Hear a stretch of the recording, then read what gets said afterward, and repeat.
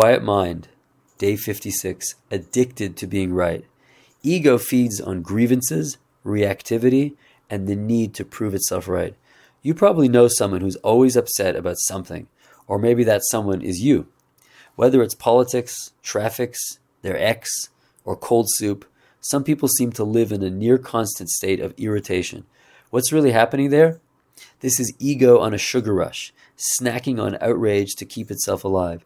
It's not just complaining anymore, it's reactivity. And that energy, that emotional buzz, is addictive. It fuels a fragile sense of self. And when that upset simmers for years, it becomes a full-blown grievance. Grievances are like emotional fossils, negative energy from the past, hardened into identity. What did they do to me? What they said? What happened to us? These stories get told and retold until the past starts to infect the present. One deep grievance can distort your reality like a cracked lens, tinting how you see people, places, even yourself. Grievances aren't just personal. They can become collective, turning into generational grudges between families, tribes, or nations. Wars have been fought and genocides committed based on ancient grievances passed down like heirlooms. Want to find your own hidden grievances? Ask yourself this: is there someone I haven't fully forgiven? Someone I still mentally argue with or feel bitterness toward? If so, just notice it. Don't force forgiveness. That never works. Instead, become aware of the thoughts and emotions, keeping it alive. See what the grievance is doing, feeding your ego by keeping you stuck in a story. That seeing is what frees you. The past can't stop you from being present. Only your obsession with it can. And that obsession is egoic. Complaining, criticizing, reacting. These aren't just habits. They're ego's ways of feeling bigger, more defined. Because when you say, this shouldn't be happening, or they're wrong, you're secretly saying, I'm right. And ego loves being right more than it loves peace. Being right gives the ego a hit of self-importance. It creates identity out of opinion. This is my view, my judgment, my truth. And to hold that position, it needs someone else to be wrong. That could be your spouse, your coworker, your political rival, or even a bowl of soup. It doesn't matter. Ego will make an enemy out of anything to feed its superiority complex. But what about facts? Isn't it okay to just be right sometimes? Of course. If you say light travels faster than sound, that's a fact. No ego there, unless you start identifying with it. If you need others to believe you, if their disbelief offends you, if you're huffing, why does no one listen to me? Then ego has snuck in the back door.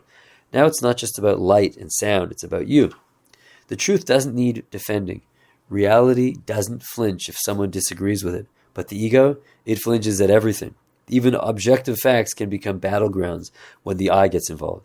And when it comes to less tangible things, opinions, beliefs, judgments, ego is quick to confuse its own perspective with absolute reality.